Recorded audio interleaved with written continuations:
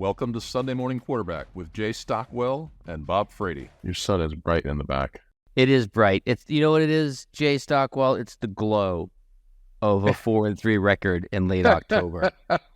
I've tried everything that I can to correct the situation, but the heavens above are like, Nebraska has a winning record on October 22nd.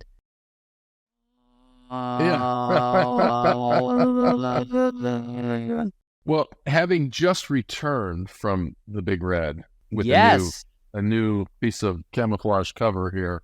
Did you buy that from the wrestling team? Because that looks like one of those shirts you wear to sweat off your weight and make weight.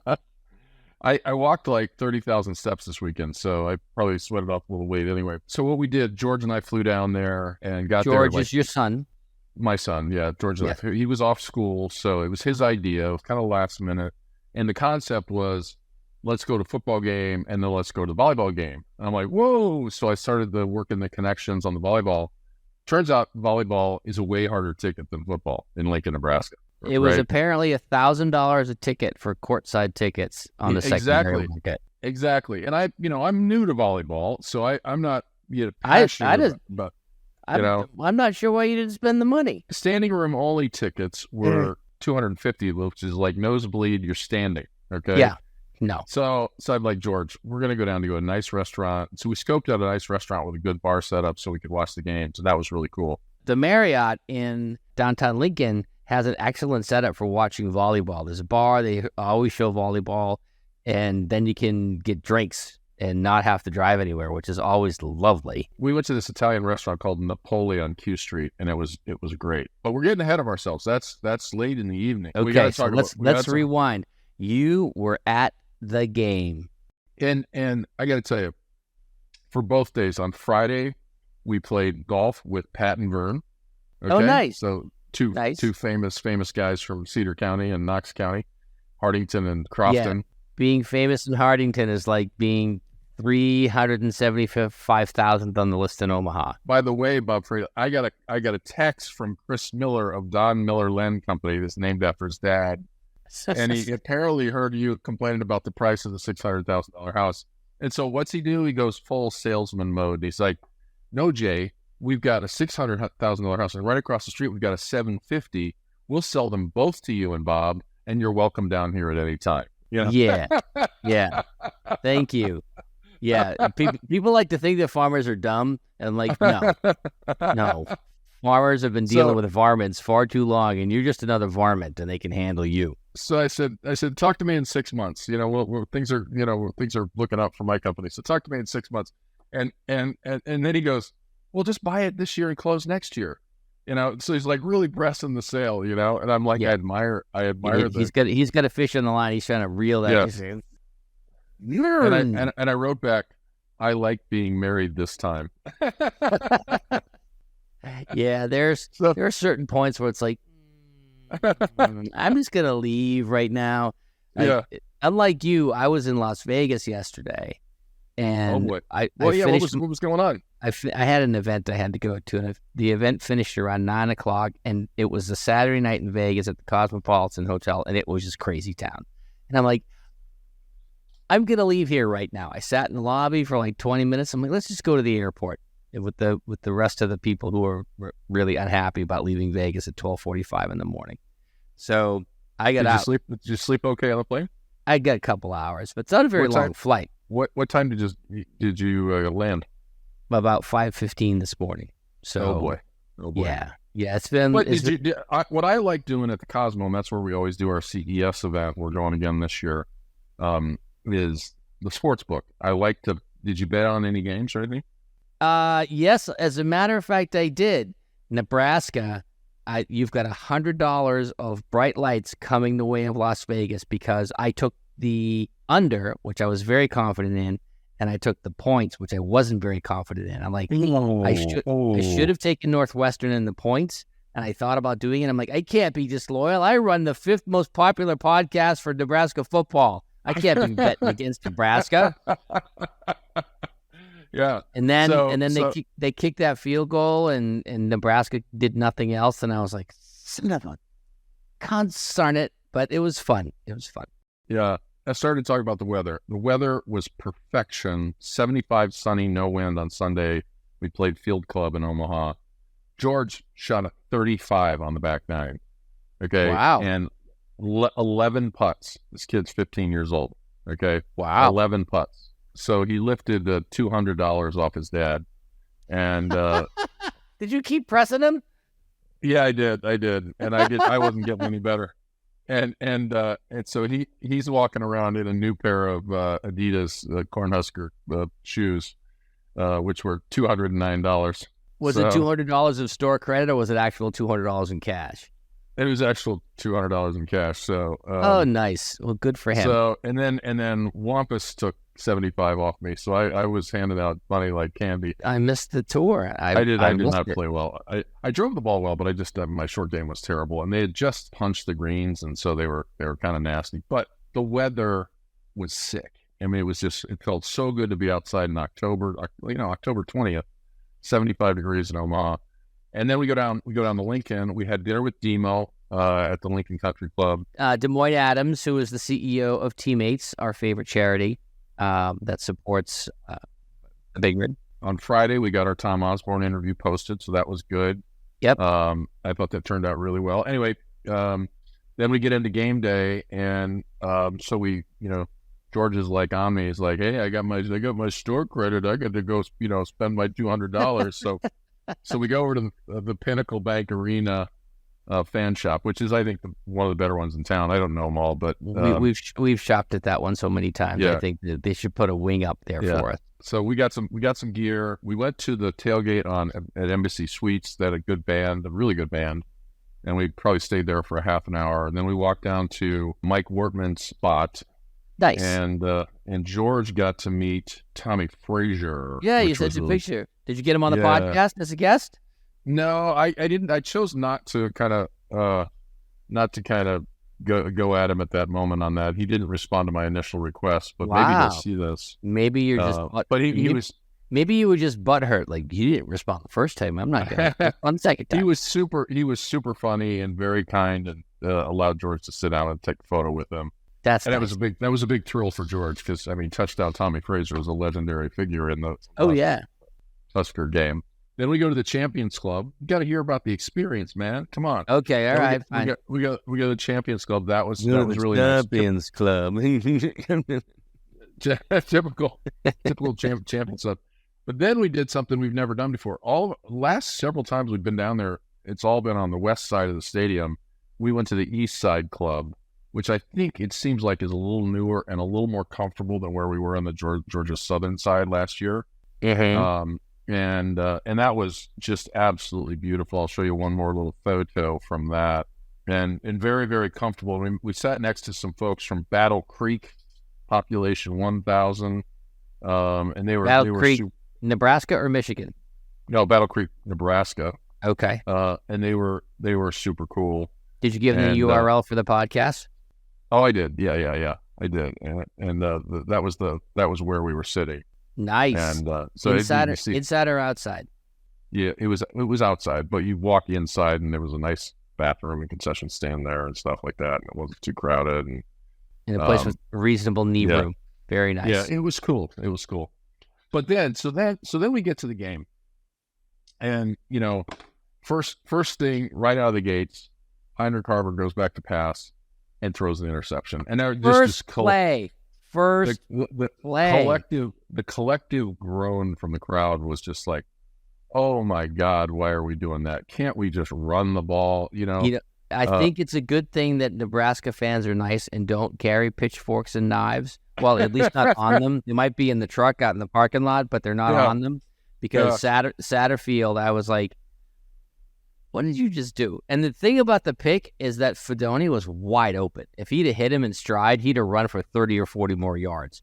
He was wide open. He just threw behind it. Yeah, Fedoni had, kind of not his best day. He dropped a pass, and it was I think on the second. They weren't those were balls that weren't exactly on him. They were not pinpoint throws. This is the story of this team. So what happens next is, like, the defense, man. The defense comes out and is stout. Yeah. Right. Defense is and great. I read a stat this afternoon on the flight home that Tony White has improved Nebraska's efficiency on defense by what's the percentage, Bob? Oh, Take a I would. guess. Well, it can't be greater than 100, so I'm going to say it's Right. 78%. Jesus, you are good at these little guesses. It's 77%. You know, yeah. I So gotta go. yeah. So 77%. And here's the thing two things emerged for me. Number one, what's different this year is like when you make a mistake, there's not this like impending doom of panic that sets in.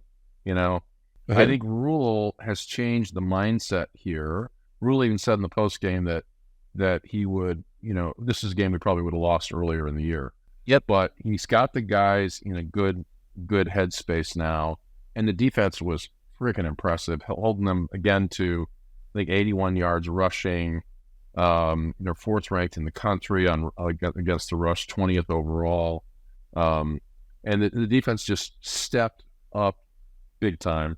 Well, Vince constantly. Ferragamo said it in our first episode with him, is that they can cover, and when you can cover, you can get a lot of coverage sacks, and they did, I thought, a remarkable job defensively.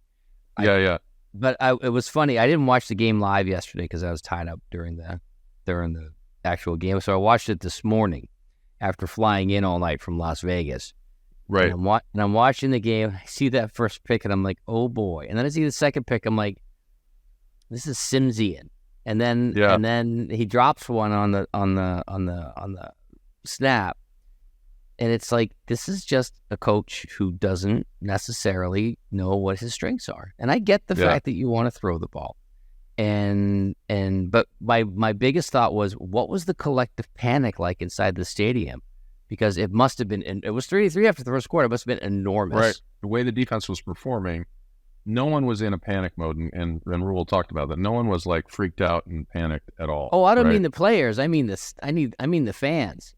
Yeah. Fans, no. But even what I'm reporting to you is that even with as good as the defense was playing, there was less of an, oh my God, this is over kind of thing. We're going to lose this game. It was because the defense was playing so good.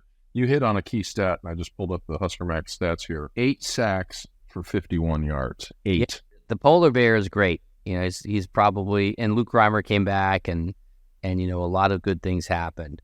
But Tony's defense, he was great at Syracuse last year. Yeah.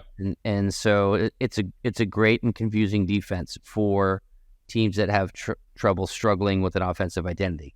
Michigan didn't have so much of a problem with it, probably because they knew their signs. But another factor. Well, let's back to defense for a second. Rule talked about this in the post game too. That they came up with some very unique schemes for these guys. They put some 5-down packages. Got five linemen.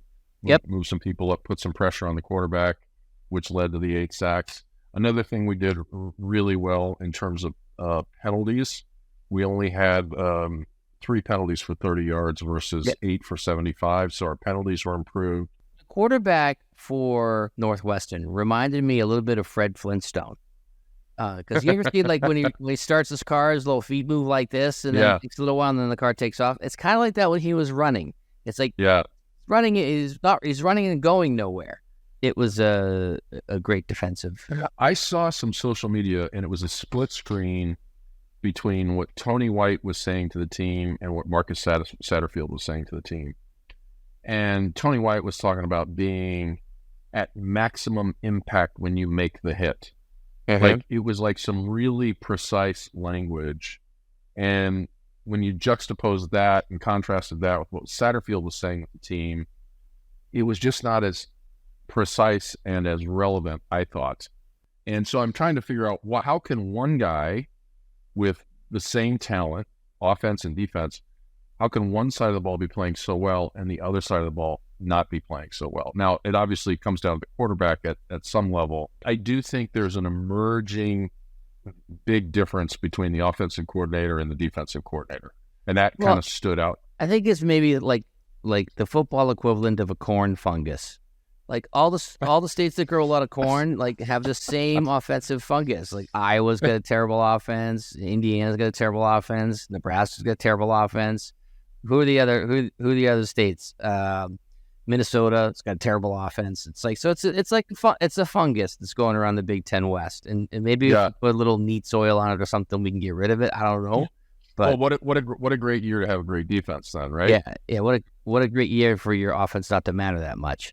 So it's listen, I don't know what goes on in these rooms. I could you can only guess. And people who try to pretend that like this is, I say, just shut up. It's like listen, the offense is not as good as the defense. And there were years in the last couple of years where the defense was not as good as the offense. It just happens. So where we have to go next is we got to talk about Malichi Coleman. So they got the ball, they got the wind back in the fourth quarter, and that was another thing about being there. The wind was a factor, right? Yeah, and it was that's why it shocked me that they threw on the first play. It's like they're going into the wind. What are you doing? And, right, and it's like, all right, and it's funny, Tom, Dr. Osborne, coach, told us in our last podcast, well, when you're in Nebraska, you're going to have to deal with that wind a little bit. It's like, so they got the win in the fourth quarter, and they ran a play called the belly option. And as they came up to the line, I said to George, I bet they're going to air it out here because they were in an I formation. They had the win. They were at midfield, and they had just gotten the ball. They had just gotten the ball back too.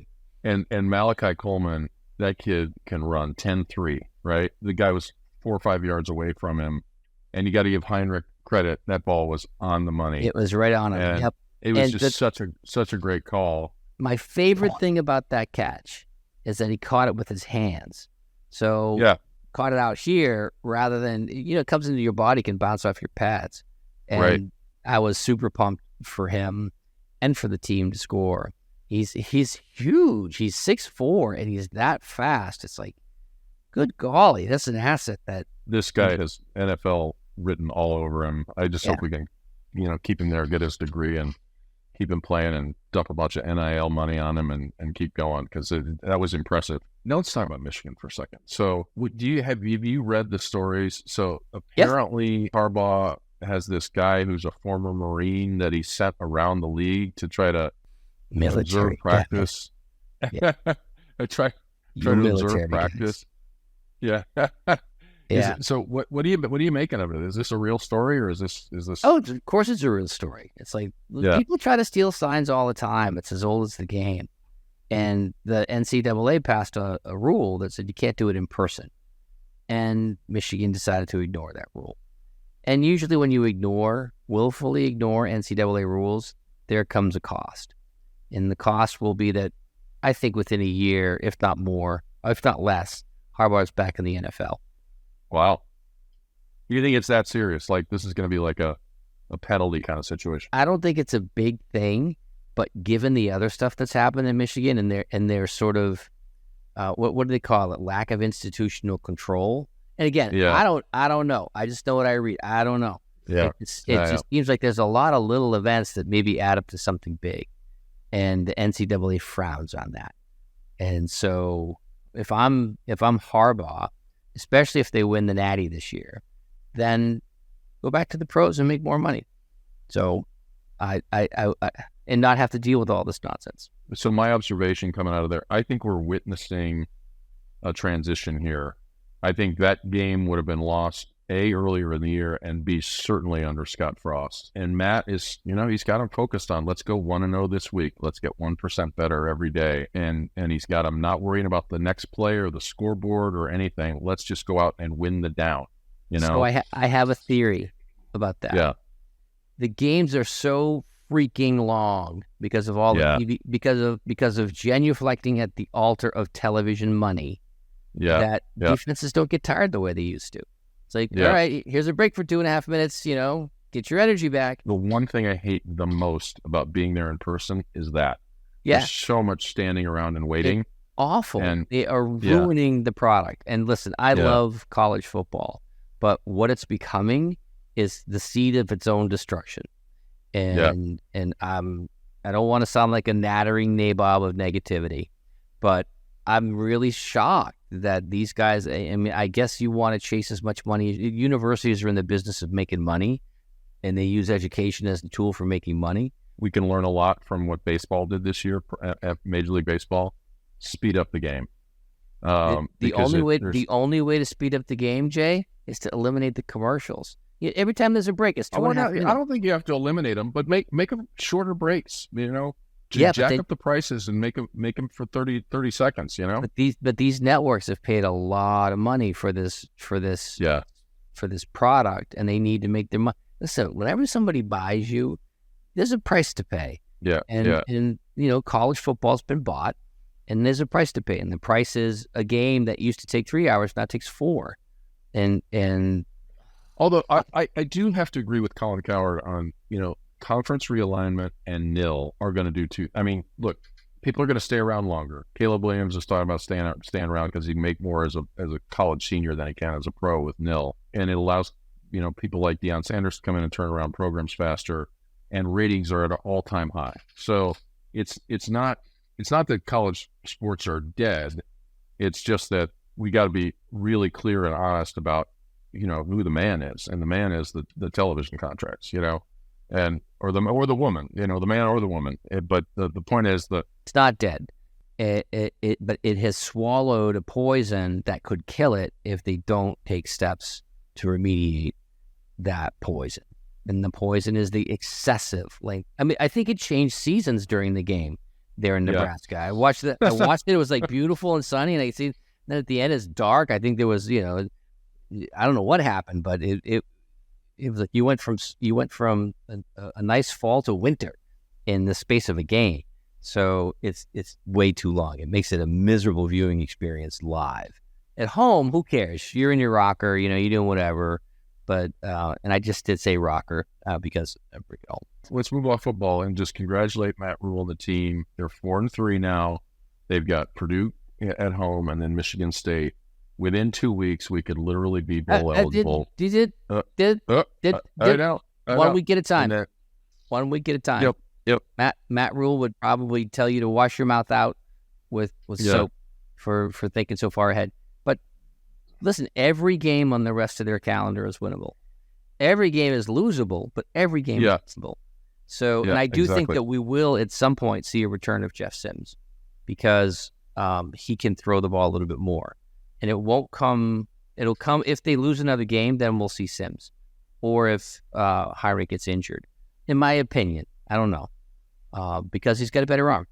And he also turns the ball over more than Heinrich does. So 2 turnovers today plus an almost turnover. So it was. Yeah. But the second one was on Jonathan or Fedoni. You know what? Yeah, that ball was not on point. Would have been a good catch, sure. Should he have caught it? Probably. But was it a good throw? He does tend to throw short passes a little hard without touch. He also brings his arm down. Yeah. And kind of slings it like a baseball player, and it's like anyway, they just listen, they won. I'm happy. I was happy. Even though I lost my bet, I was happy. Let's shift to something a little more beautiful and innocent, and that's volleyball. Than the paid out college football. Volleyball was incredibly impressive. We looked at tickets, as we said up front. They were super expensive, so we just staked out a restaurant, went there, watched the game. It's a good thing UB wasn't in town because George and I would be on the floor and you'd be out having dinner somewhere. I'll tell you what, the restaurant, the entire restaurant was hanging on every shot. And there were probably, 300 people in there, and a place called Napoli on Q Street. And we had secured sort of bar seats. There was 2 big TVs right up there. So it was a great place to watch the game, talking to people. It was really fun. And the athletic demonstration by these women that I mean, as high as they're jumping and they're just pounding the balls like straight down. The 6'8" woman from Wisconsin, 6'8". I was thinking about that a little bit yesterday, Jay. If you're a guy and you're 6'8", there's a lot of other guys who are 6'8". Like if you're 6'2" or higher, you are taller than 94% of the population. And if you're 6'8" or higher, you're taller than like 95.5%. But there's still a good chunk But if you're a woman and you're 6'8", gosh, there aren't a lot of people around who are your height. And she was athletic as heck too. She could move really well. She could jump. Regardless of athleticism, just sort of pure height. There just aren't a lot of people, and I wonder how. Like I'm a big reader of Kareem Abdul-Jabbar, and he talks about how he was so out of place physically because he was so much taller than other people. And I just wonder, absent the sort of the thrill of the volleyball, how you deal with that? That's going to be challenging. But it was a great match, and of course, good won over evil. So So we watched the first two games at the restaurant, and then we transitioned back to the hotel, which is just a couple blocks away. George and I we basically ran back over there, and so that we wouldn't miss anything. Got in the room and watched, and we were just jumping with joy at the end. It was really cool. So it was 10 hours of Husker stuff. Husker mania.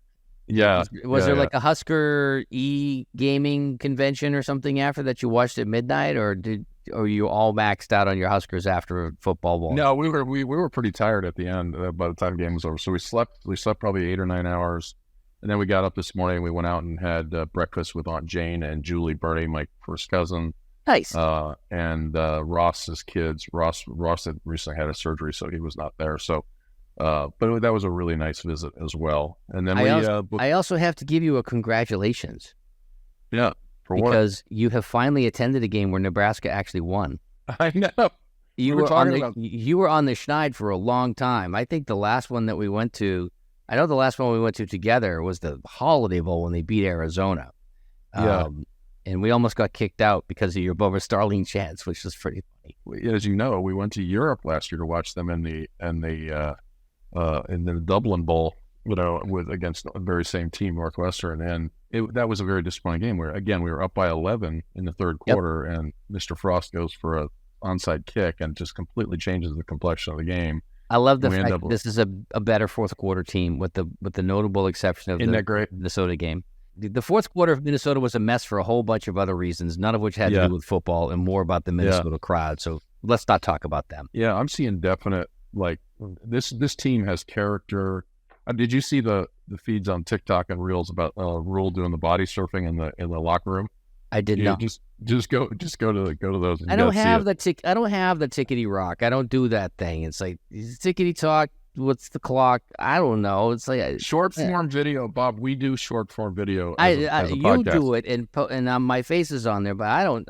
If you ask me to sign into TikTok, I'd be like, am I going to a watch shop or what's going on? So I think that we say congratulations to Nebraska, congratulations to the fans. It was a very tense victory. This was not a laugher. There was no easy breathing in this thing for the entire game until there were about 30 seconds left. And I felt the tension through the television screen. And despite all the tomfoolery in the first quarter, the team rallied well and performed and got the win. And by the way, I didn't know this, but Matt Rule said it, that he and John Cook are getting very close as coaches. Uh-huh. And I think that's wonderful for Rule, because John Cook is a phenomenal coach. 24 years at Nebraska. Started in California. People who start in California and then choose to become part of the Nebraska network are some of the best people on the entire planet. Including none other than Bob Fraley. Bob Fraley, Nebraska donor. Not just the most handsome man on this podcast, but... All right, let's wrap it up. And we're gonna have to make a visit to Hartington to look at the two houses that Don Miller Land Company wants to sell us. So I'm gonna buy the town of Hartington for the price he wants to charge for those two houses. Okay, we have to. Listen, they've gone 4-1 in their last 5 games, all of which coincided with ending our podcast with "Go Big Red."